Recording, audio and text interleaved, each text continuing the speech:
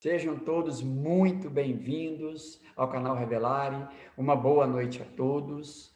Hoje nós vamos iniciar o nosso segundo encontro do capítulo 1 do Livro dos Médiuns, onde está tratando do tema A Espíritos.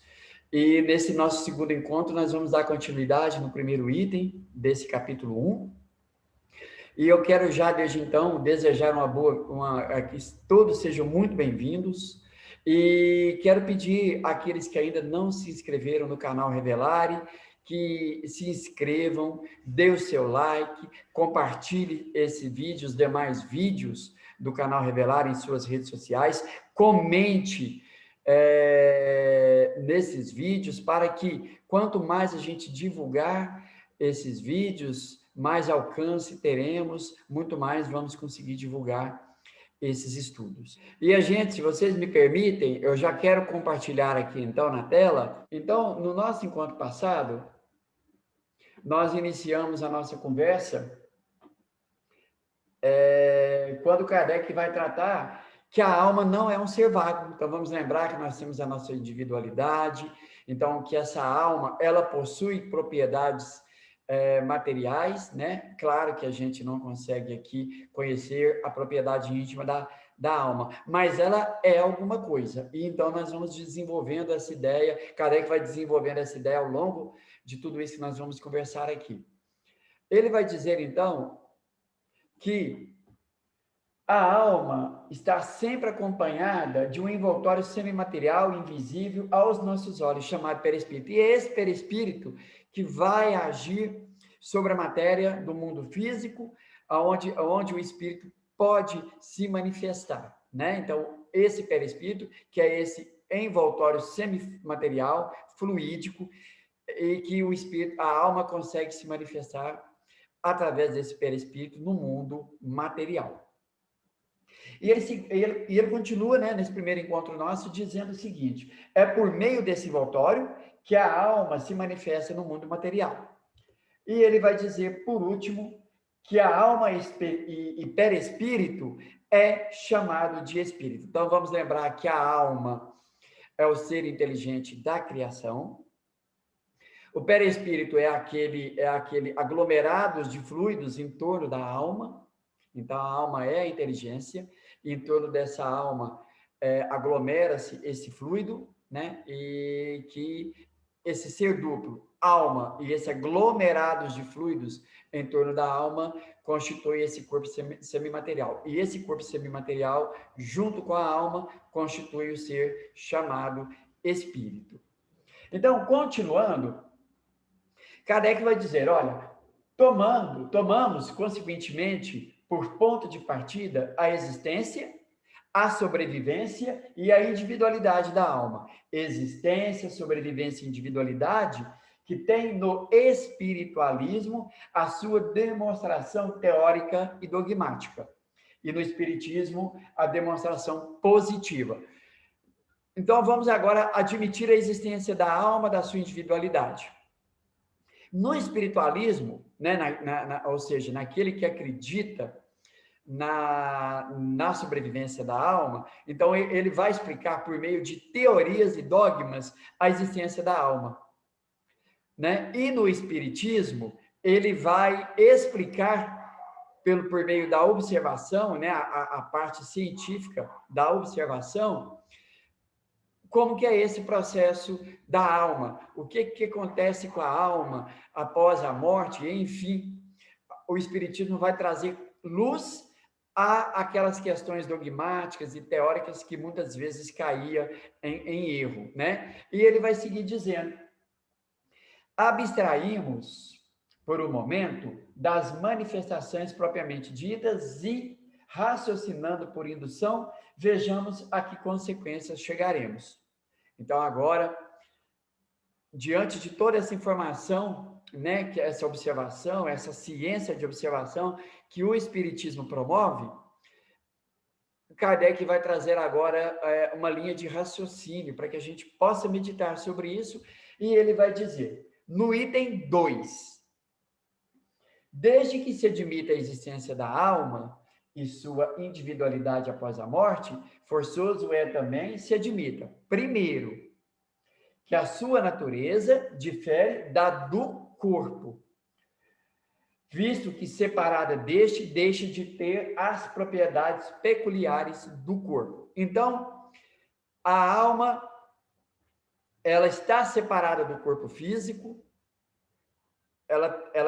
obviamente, ela vai ter propriedade diferente da do corpo. A do corpo, a propriedade é uma, é mais material, ela é densa, ela tem a sua coesão mais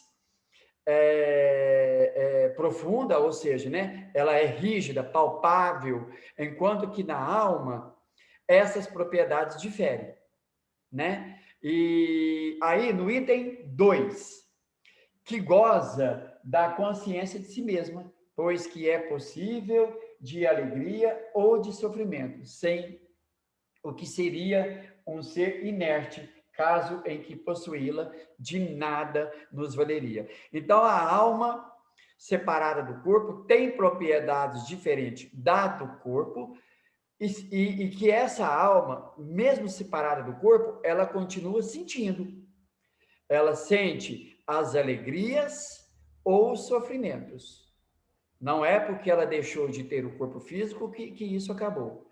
Ela tem alegrias e sofrimentos, e que Kardec vai dizer que se não fosse assim, de nada serviria ter a alma, porque que sentido teria, né? Então, Kardec vai colocar, né, para que a gente possa raciocinar acerca de tudo isso, ele diz, admitindo isso, né? Então, admitindo que a alma, ela tem as suas propriedades diferentes da do corpo físico, que essa alma, ela tem a sua individualidade, é claro, e que ela leva consigo as suas conquistas, sofre ou ela tem as suas alegrias, né? E Kardec, então, conclui dizendo que se não fosse assim, de nada valeria ter uma alma. E ele vai dizer, então, admitindo isso, tem-se que admitir que essa alma vai para alguma parte, né? Aí ele vai fazer a primeira pergunta, a primeira reflexão para a gente.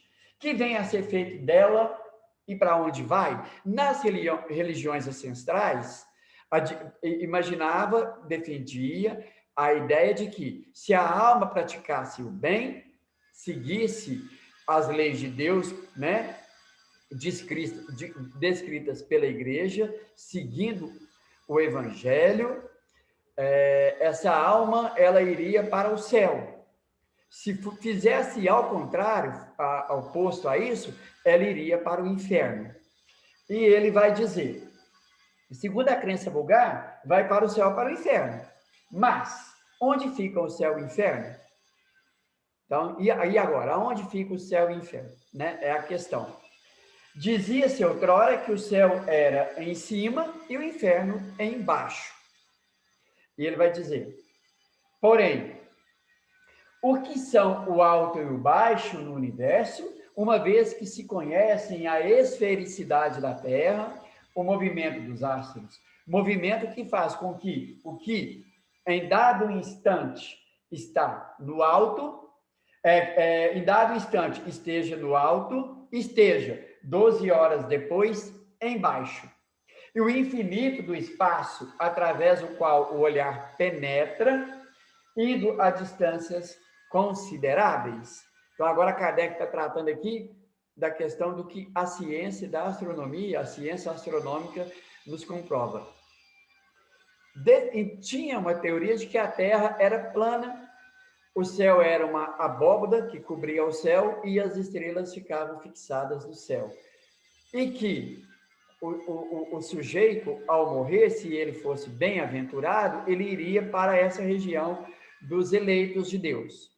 E aqueles outros iriam para a parte de baixo da terra, que é o chamado inferno. E Kardec, então, vai dizer, bom, para começar, o céu, o que seria o céu?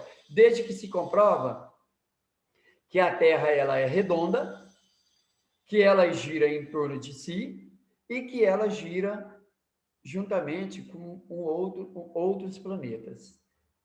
Então, por ela girar em torno de outros planetas e girar em torno de si, sendo que 12 horas que é em cima, aliás, estando em cima, 12 horas depois está embaixo, aonde estaria o céu e o inferno, então?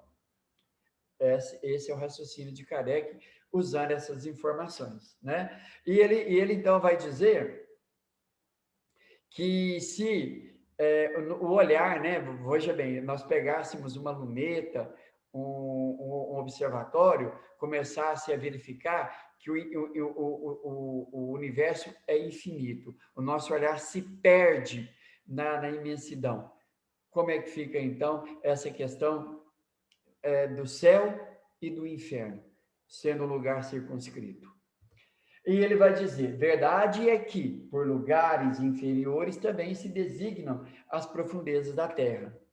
Aí ele vai colocar: mas que vêm a ser essas profundezas, desde que a geologia as esquadrinhou, desde que a geologia mediu ela meticulosamente, com detalhes, verificou, né, na parte mais íntima da terra, que não existe nada lá, a não ser minérios, rochas, todos os compostos sólidos, né, que a Terra tem dentro do seu núcleo. Então, encontrou-se lá o quê? Nada a não ser esses minérios, né? Kardec, ele vai trazendo argumentos para que a gente possa meditar sobre, né? Então, por exemplo, nas religiões ancestrais, dizia-se ter o céu, ter o inferno, mas e aí? Só isso. O homem, ao morrer, a alma, se ela foi boa, ela vai para o céu, mas e aí? Vai para o inferno, mas e aí? Vai ficar sofrendo eternamente? Vai ser feliz eternamente? Como que se dá isso? Então, Kardec está trazendo argumentos para que a gente possa meditar sobre. Vai nos explicar dizendo que ficaram sendo igualmente as esferas concêntricas, chamadas céu de fogo, céu das estrelas, desde que se verificou que a Terra não é o centro dos mundos, que mesmo o nosso Sol não é único, que milhões de sóis brilham no espaço, constituindo cada um destes sóis, esses milhões de sóis, o centro de um turbilhão planetário. Ele segue dizendo: aqui ficou reduzida a importância da Terra, mergulhada nessa imensidão. Por que injustificável privilégio este quase imperceptível grão de areia que não avulta pelo seu volume, nem pela sua posição, nem pelo seu papel que lhe cabe desempenhar, seria o único planeta povoado de seres racionais? Mais uma vez, olha a sagacidade de Kardec trazendo essas linhas de reflexões para a gente, né? Olha, desde que a astronomia comprovou, né, que o nosso, não há só o nosso Sol, que há bilhões de sóis esparramados pelo universo, que cada um desses sóis, traz consigo vários e vários planetas girando em torno dele, formando um sistema planetário. Cada um desses sóis forma um turbilhão, um sistema planetário.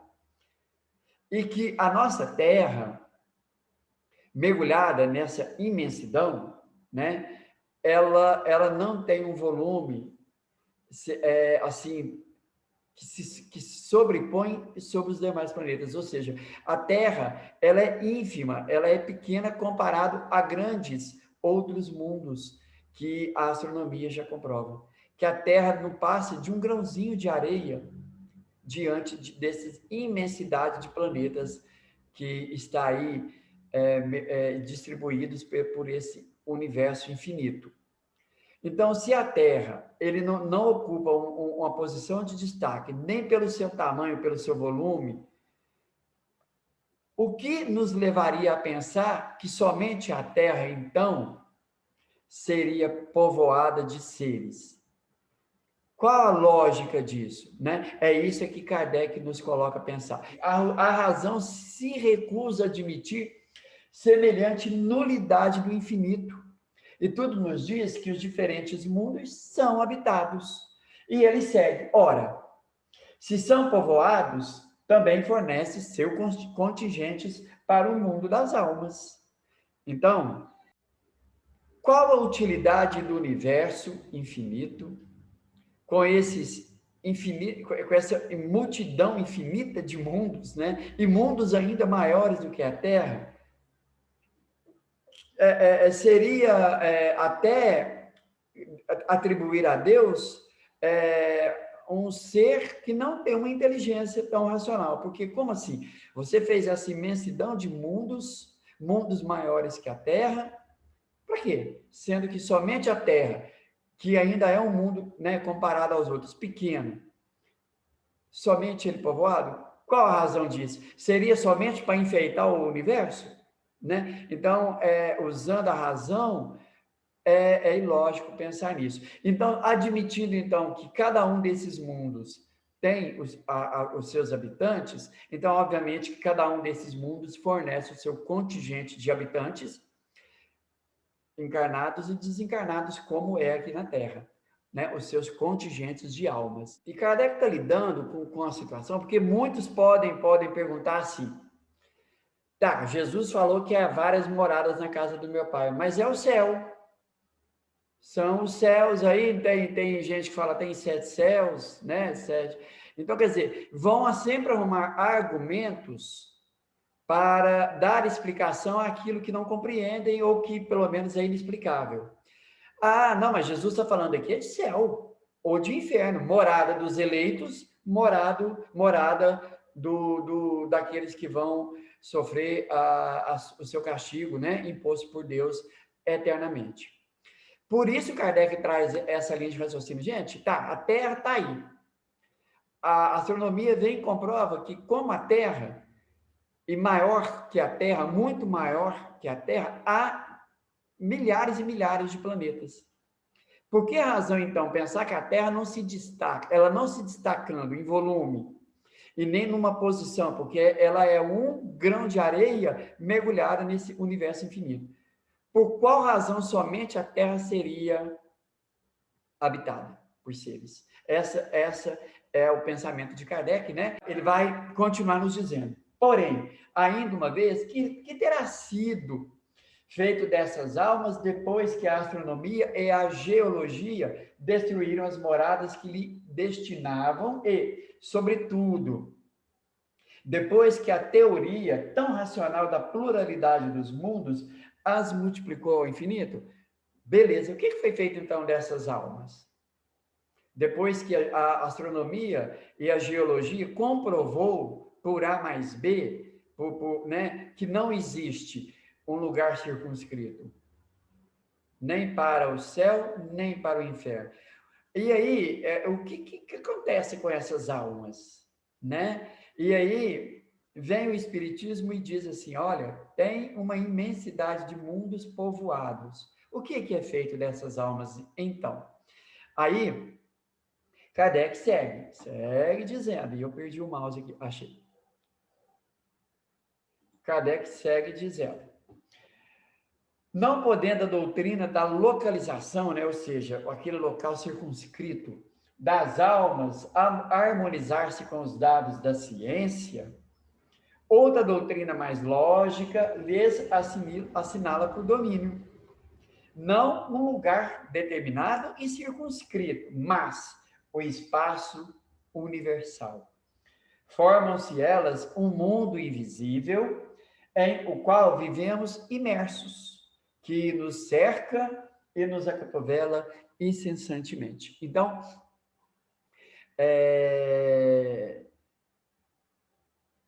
se o Espiritismo vem e diz o seguinte, olha, não tem um lugar circunscrito, não tem um lugar privilegiado para os eleitos e nem um lugar de castigo para os condenados.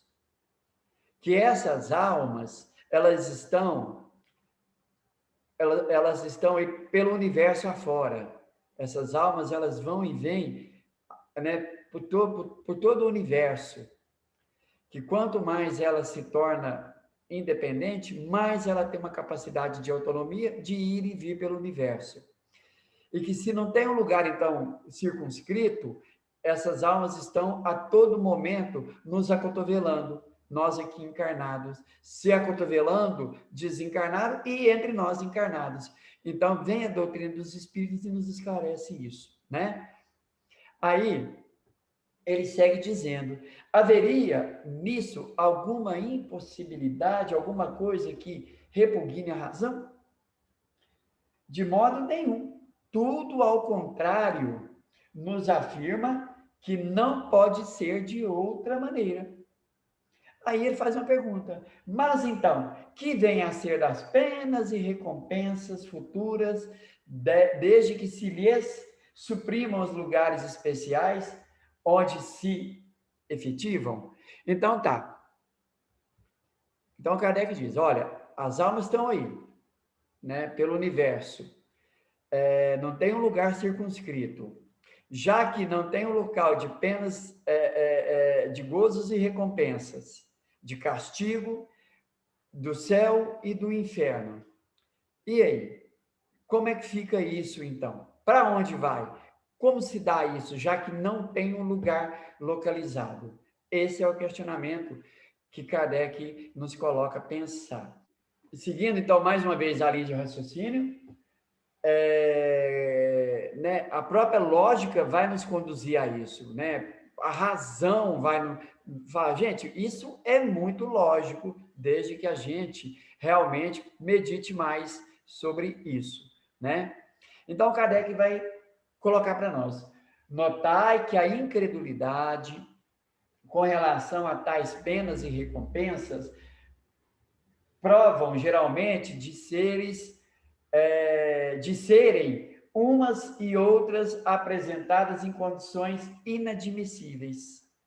Dizei, em vez disso, que as almas tiram de si mesmas a sua felicidade ou a sua desgraça, que a sorte lhe está subordinada ao estado moral, que a reunião das que se votam mútua simpatia e são boas representa para elas uma fonte de ventura. Aí ele vai seguir, que, de acordo com o grau de purificação que tenham alcançado, penetram e entreveem coisas que almas grosseiras não distinguem, e toda gente compreenderá sem dificuldade.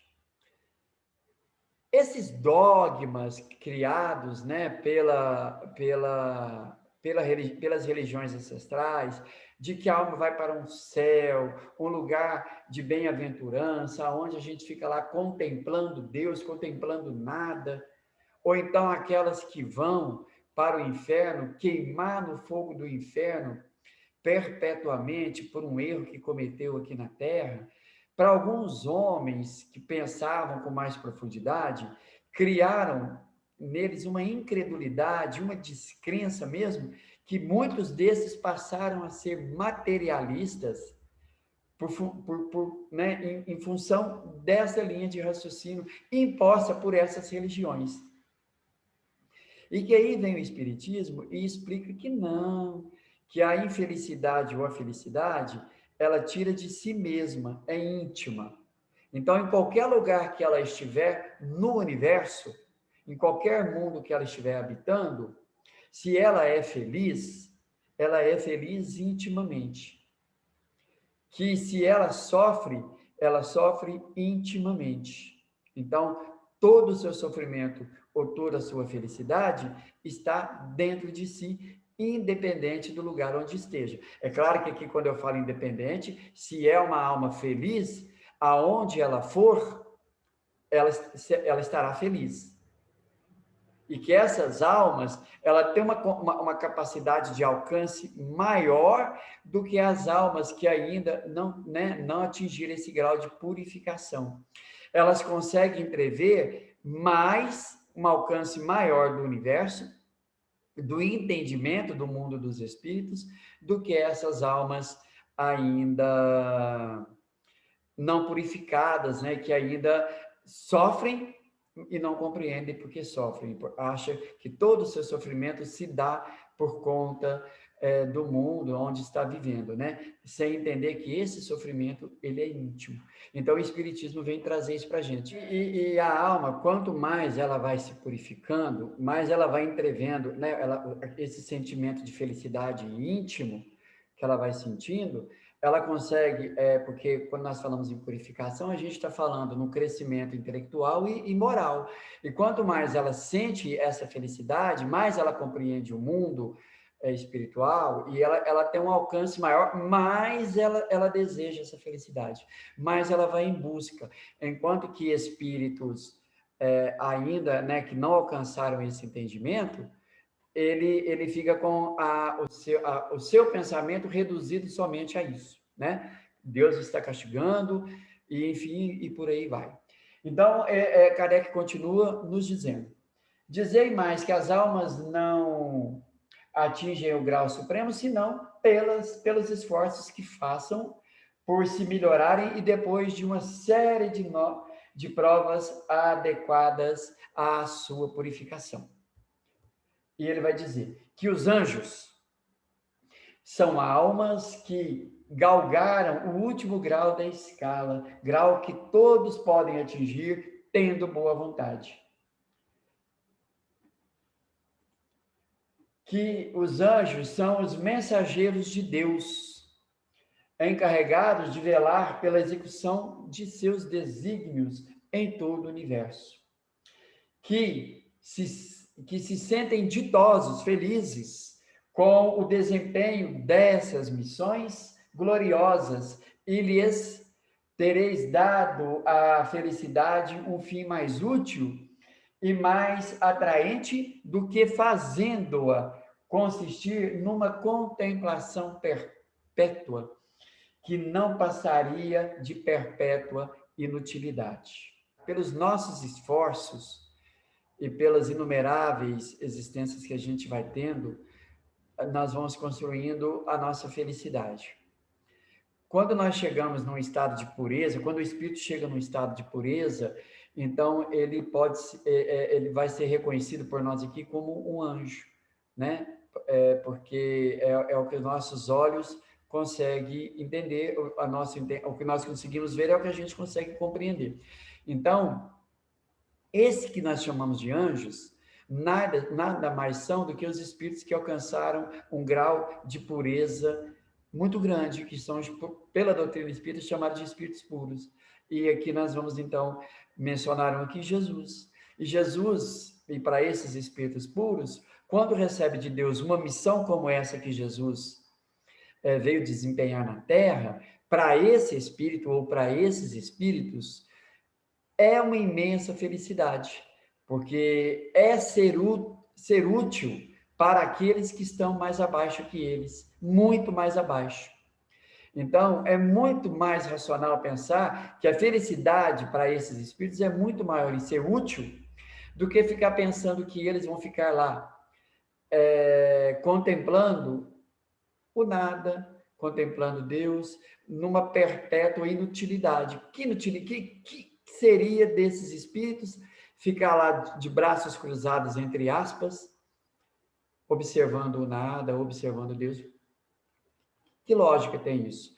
É muito mais lógico pensar que esses espíritos chegaram lá e que eles se sentem felizes em poder ajudar aqueles que estão lá embaixo, como nós aqui, e que um dia nós também conquistaremos a mesma felicidade que eles e teremos a mesma felicidade em poder servir aqueles que estão abaixo de nós, né, em missões gloriosas como essa de Jesus. Então, aqui é a minha mensagem desse segundo encontro nosso do capítulo 1, né, desse tema A Espíritos.